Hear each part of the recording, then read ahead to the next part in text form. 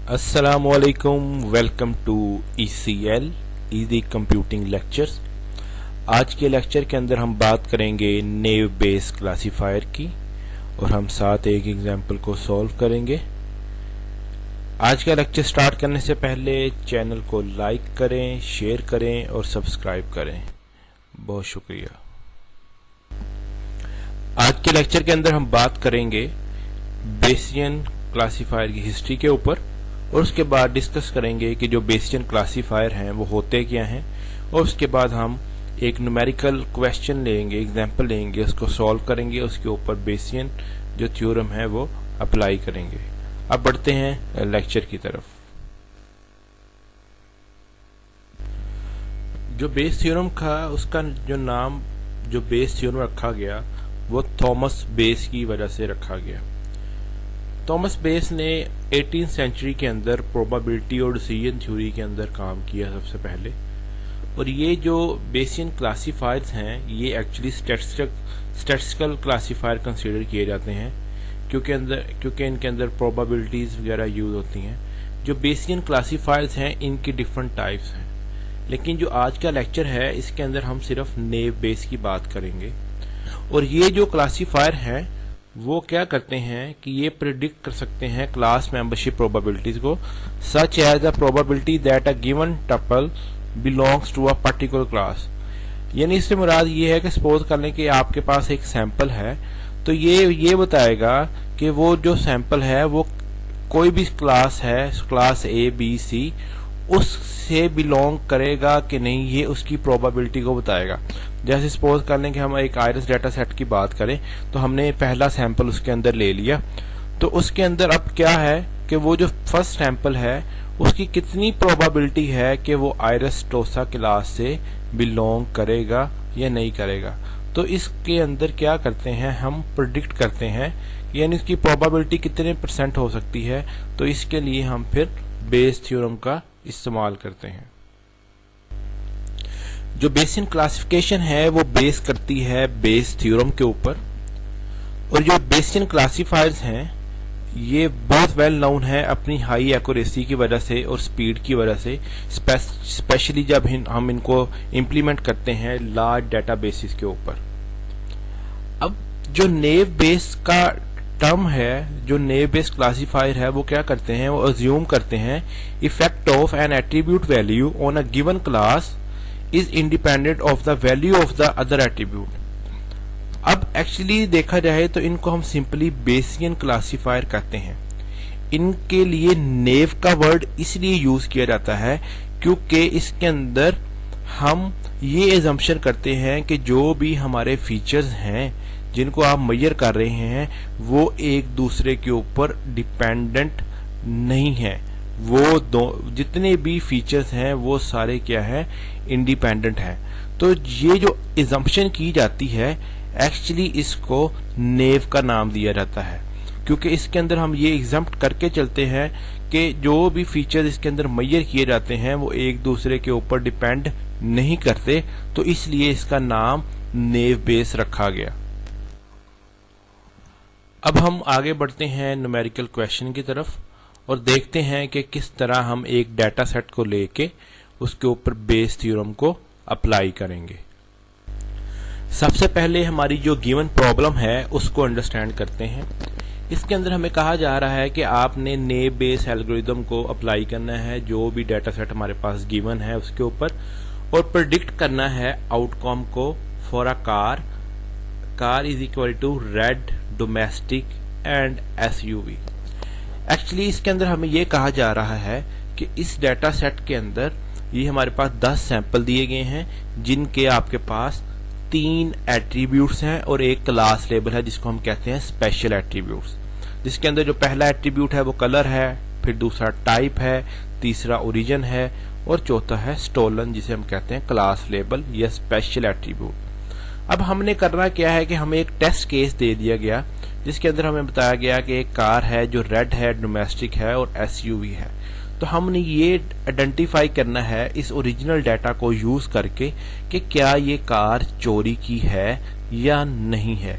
जिस तरह अगर हम लास्ट लेक्चर की बात करें KNN की, तो उसके अंदर भी हमने क्या किया था कि हमारे पास एक डाटा सेट था जिसके अंदर आपके पास 2 फीचर थे और एक क्लास थी और एक टेस्ट सैंपल दिया गया था। तो आपने क्या किया था, आइडेंटिफाई किया था कि वो जो टेस्ट सैंपल है वो क्लास ट्रू से बिलोंग करता है या क्लास फॉल्स से। बिल्कुल इसी तरह आज की जो एग्जांपल है इसके अंदर क्या करेंगे, एक टेस्ट केस दिया गया है जिसके अंदर हमें आइडेंटिफाई करना है कि अगर एक कार रेड है, डोमेस्टिक है और SUV है, उसकी यानी ये 3 फीचर्स हैं, तो वो क्या कार चोरी की है या नहीं। तो लास्ट लेक्चर के अंदर भी मैंने एक चीज आपको बताई थी कि हमेशा जो टेस्ट सैंपल है वो जो आपका एक्चुअल डाटा है उससे बिलोंग नहीं करता। तो अब देखेंगे कि हम किस तरह ये आइडेंटिफाई करेंगे कि ये जो कार है वो चोरी की है या नहीं। तो हम सबसे पहले बेसियन थ्योरम का फॉर्मूला यूज करेंगे इसके अंदर, जो है जी probability of event A slash event B is equal to probability of event B slash event A। उसके बाद है probability of event A divided by probability of event B। और ये नीचे मेंशन कर दिया गया है कि इवेंट A स्लैश B से क्या मुराद है, probability of event A slash B से क्या मुराद है, like probability of event A when B is true. Proposition क्या होते हैं, एविडेंस क्या होते हैं, ये कॉमन डेफिनेशंस हैं, ये इजीली अवेलेबल हैं, एक बार आप बच्चे इसमें से गो थ्रू हो जाइएगा। अब देखिए हमारे पास जो टेस्ट सैंपल है जिसके अंदर बताया गया था कि जो कार है वो रेड है, डोमेस्टिक है और SUV है, तो हमने उसको टेस्ट सैंपल को X का नाम दे दिया। अब हमेशा सबसे पहले एक चीज का ख्याल रखना है कि जो टेस्ट सैंपल होगा उस इंफॉर्मेशन, उसके अंदर जो इंफॉर्मेशन हमें फीचर्स की दी जाएगी, तो हमने हमेशा उसी इंफॉर्मेशन को यूटिलाइज करना है। अब देखिए सबसे पहले अगर हम बात करें डाटा की, तो डाटा के अंदर मैंने बताया था कि 3 फीचर हैं, कलर है, टाइप है, ओरिजिन है और लास्ट है स्टोलन। अब जो क्लास लेबल है उसके अंदर 2 क्लासेस हैं, एक यस की और नो की, मतलब कि कार चोरी की है या नहीं। तो जब हमने ये वेरीफाई करना है कि जो हमारा टेस्ट सैंपल है वो चोरी का है कि नहीं, यानी जो वो उसके अंदर जो कार की डिटेल बताई हैं वो चोरी की है या नहीं, तो उसके लिए क्या करेंगे, उस डाटा को हम जो टेस्ट सैंपल है उसको रिलेट करेंगे क्लास के साथ। मतलब कहने का ये है कि हम रेड की पहले प्रोबेबिलिटी चेक करेंगे यस के हिसाब से, फिर हम चेक करेंगे नो के हिसाब से, फिर देखेंगे कि एक कार जो डोमेस्टिक है वो उसको यस के हिसाब से देखेंगे, फिर नो के हिसाब से देखेंगे, फिर SUV जो उसका बताया गया टाइप उसके हिसाब से देखेंगे, यस के हिसाब से और नो के हिसाब से। लेकिन इसके अंदर जो डाटा है ये हम एक्चुअल डाटा भी यूज करेंगे और टेस्ट डाटा भी, क्योंकि टेस्ट डाटा का हमने आइडेंटिफाई करना है कि ये किस क्लास से बिलोंग करता है। तो सबसे पहले देखिए हमारे पास रेड था फीचर उस कार का, तो हम पहले चेक करेंगे कि क्या जो कार चोरी हुई थी वो रेड थी या नहीं। तो पहले यस के लिए करेंगे फिर नो के लिए। तो P of red slash yes फिर आ गया, तो क्योंकि ये फॉर्मूला के अंदर हमने वैल्यू पुट की है तो फिर आपके पास आ गया probability of yes over red into probability of red over probability of yes. अब ये जो हमने probability of yes over red है इसको किस तरह लिखा है, यानी इसकी जो वैल्यू 3/5 किस तरह आई है, तो इसको आप जरा अच्छी तरह अंडरस्टैंड कीजिएगा। अब देखिए कि जो हमारा कलर का फीचर है उसके अंदर टोटल अगर देखा जाए तो हमारे पास नंबर ऑफ डाटा के अंदर जो सैंपल्स हैं वो है 10। जो डेफिनेटली कलर है वो जो फीचर है उसके अंदर 2 कलर्स हैं और टोटल नंबर ऑफ सैंपल इसमें भी डेफिनेटली 10 होंगे। तो अब इसके अंदर अगर हम नोट करें तो हमारे पास 2 कलर्स हैं, एक रेड है और एक येलो है। जो टोटल नंबर ऑफ सैंपल्स हैं वो है 10, जिसके अंदर से अगर हम रेड वाले सिर्फ काउंट करें तो वो आपके बनते हैं 1 2 3 और नंबर 9 और 10 पे जो आ रहा है। तो इसका मतलब ये है कि आपके टोटल जो है रेड है वो 5 है आउट ऑफ 10। अब क्योंकि हमने प्रोबेबिलिटी फाइंड करनी है probability of yes over red की। तो जब इसकी प्रोबेबिलिटी फाइंड करनी है तो हमने ये चेक करना है कि जब आपका कलर रेड था तो आपका जो क्लास स्टोलन है वो भी यस हो। तो ये काउंट करेंगे तो सबसे पहला जो सैंपल है इधर आपका देखें तो इसमें आपका जब कलर रेड था तो आपका आंसर यस है। उसके बाद जो तीसरा सैंपल है उसके अंदर जब कलर रेड था तो उसका आंसर यस है। और उसके बाद अगर हम बात करें नीचे आके हमारे पास जो आखिरी सैंपल है 10 नंबर, उसके अंदर भी जब कलर रेड था तो आपका आंसर क्या आया, यस। अब जो टोटल ये 3 दफा यस आया जब रेड था। अब टोटल जो कलर के अंदर क्योंकि जो रेड है वो 5 टाइम्स है और जब रेड 5 टाइम है उनमें यस कितनी दफा था, 3 दफा। तो इसका मतलब ये है कि जो इसकी प्रोबेबिलिटी आएगी वो आएगी 3/5 क्योंकि जो यस था वो 3 दफा आया, टोटल रेड कितने से 5 में से, तो इसलिए इसकी जो प्रोबेबिलिटी आई वो 3/5। यानी आपने इस तरह देखना है कि जब रेड कलर था और आपका यस आया तो वो कितनी दफा था। तो यस क्योंकि आपका 3 दफा आया, टोटल जो रेड 5 में से, तो आपकी जो प्रोबेबिलिटी आ गई 3/5। अब हम आगे मूव करेंगे जिसके अंदर हमने प्रोबेबिलिटी ऑफ रेड करनी है फाइंड। तो ये सिंपल बड़ी आसान है क्योंकि हमारे पास जो कलर का एट्रीब्यूट है इसके अंदर टोटल नंबर ऑफ सैंपल्स क्या थे 10, जिसमें से रेड कितनी है 5, तो इसकी प्रोबेबिलिटी आएगी 5/10। इसी तरह जब आपने प्रोबेबिलिटी ऑफ यस फाइंड करनी है तो आप क्लास स्टोलन के अंदर जाएंगे तो आपके पास टोटल जो सैंपल्स हैं वो कितने हैं 10, जिसमें से 5 नो के हैं और 5 यस के हैं। क्योंकि आपके हम प्रोबेबिलिटी यस की फाइंड कर रहे हैं तो टोटल 5 है आउट ऑफ कितने में से 10 में से, तो आपका जो आंसर आया वो आ गया 5/10। अब 5/10 को 5/10 से कैंसिल किया तो आपका रिमेनिंग आ गया 3/5 और उसको सिंप्लीफाई किया तो आपका आंसर आ गया 0.6। यानी probability of red for yes जो आपका आंसर आया वो आ गया 3/5 इज इक्वल टू 0.6। अब हम again probability of red find करेंगे फॉर नो।